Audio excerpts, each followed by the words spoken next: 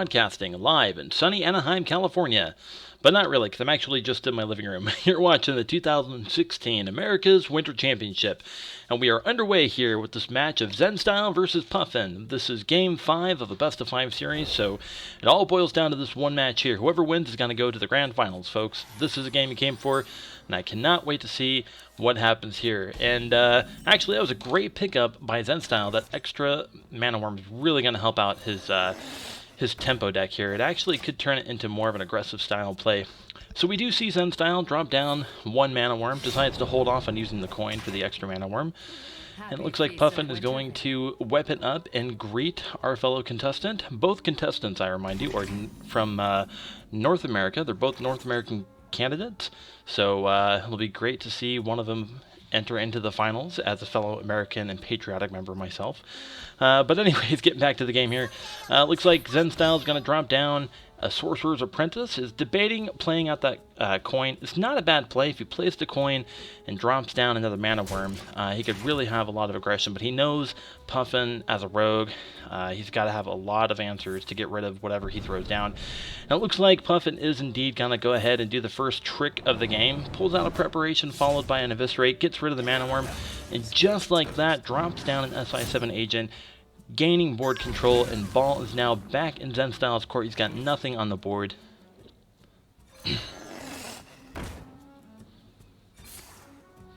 Does decide to drop down the Mana Worm, gets rid of the SI7 agent with a couple of spells, buffing up his Mana Worm to a 3-3.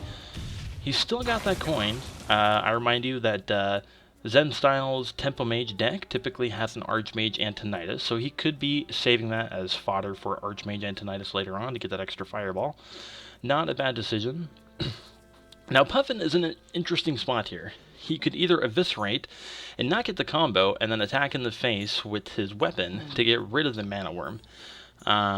Or he could use the Sharp Sword's Oil. He doesn't know which one it looks like here. I'm going to guess it's probably more beneficial to use the Eviscerate. The Sharp Sword Oil is probably better on later on, but it looks like actually he's not going to do that. He opts to go ahead and use the Sharp Sword Oil to get rid of the Mana Worm. He knows either way he's got to deal with the threat that the 3-3 Mana Worm poses. He doesn't want to leave that uncontested. Now, Zen Style going into turn 4 does not have any minions, but does decide to drop down, looks like a Mirror Image and a Mirror Entity. And this is a really great play. Any mage that plays Mirror Entity on turn 4, you can draw into a Sludge Belcher, an Anti-Killbot. Not so good on the Anti-Killbot, but a Sludge Belcher is very prevalent in a lot of decks these days, and it looks like indeed that is what Puffin is going to do. Drops down the Sludge Belcher, and it does pay off for Zen Style, so that is a great pickup for Zen Style.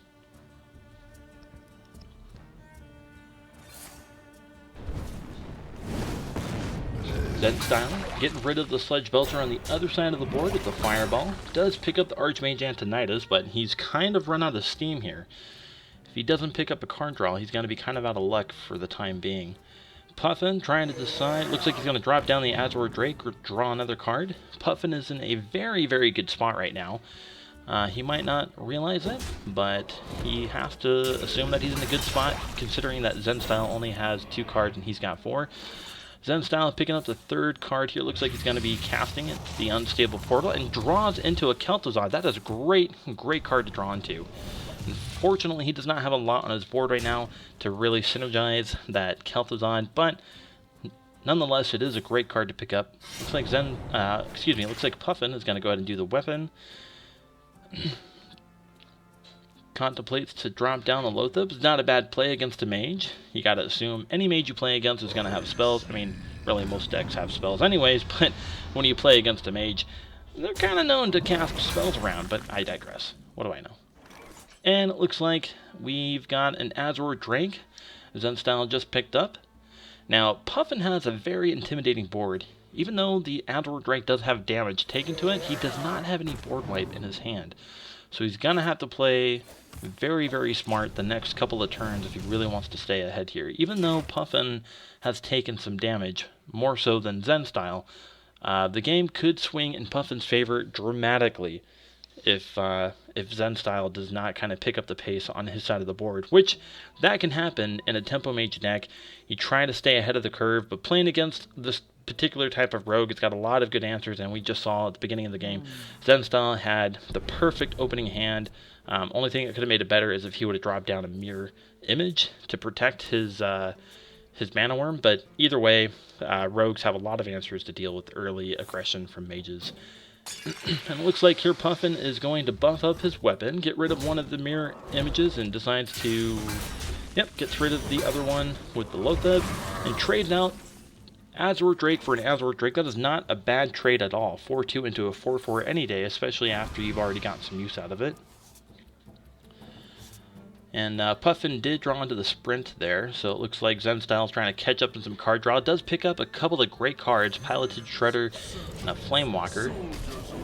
Decides to drop down the Kel'Thuzad. I'm not sure if I'm a huge fan of this play.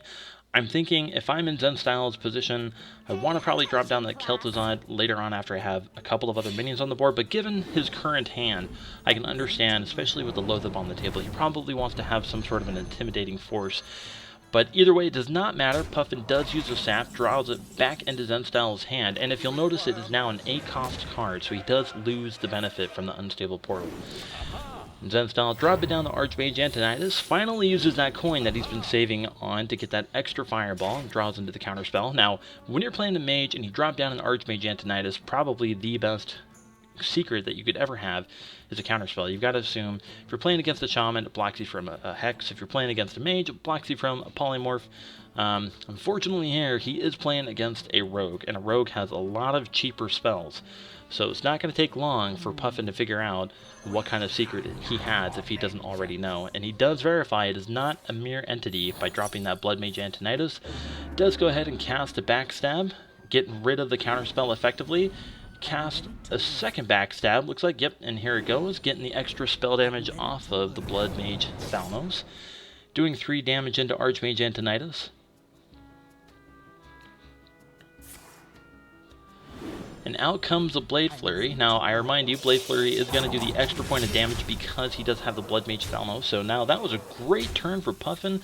It looks like Zenstyle could be in a lot of trouble. He does not have any board wipe here. He's really going to have to hope for a miracle on this top deck here.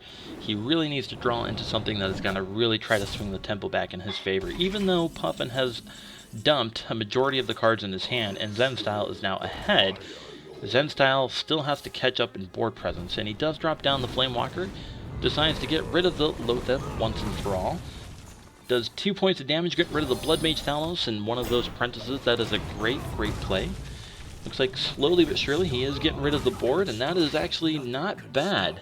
That is a pretty good, efficient way to get rid of most of the dudes on the other guy's side of the board. But looks like Puffin might be dropping down the Dr. Boom, and here it comes, dropping out the Dr. Boom. Zenstyle is in a lot of trouble. If the Flamewalker does proc into the actual Boom Bots, could be taking extra damage to the face, and again, Puffin has been dumping a majority of his hand, but Puffin is pretty confident that his all-in play, or almost all-in play, it's probably going to lock in the victory for him. It looks like he's not too concerned about what he's got going on, and why should he be? I mean, look at that. He's got 6 minions on the table. Excuse me, that is 7 minions on the table. Dr. Boom, I mean, looks like, yep, Zenstyle draws into a Cone of Cold. Could use it on the Dr. Boom, which looks like that's what he's going to do, but it doesn't matter. Both of the Boom Bots proc, they go attack straight into the face, and that is going to be the game, folks. I do not think Zenstyle is going to be taking away the grand finals, and I believe your 2016 champion indeed is going to be Puffin. And just like a true player decides to dump his entire hand, get rid of everything on the other side of the board just to make sure, and like a pro player that he is, he brings down the opponent down to 1 hit point just in case he were to have a nice block. Always a great play, but doesn't matter. He wins the game. It looks like Puffin is your 2016 grand champion.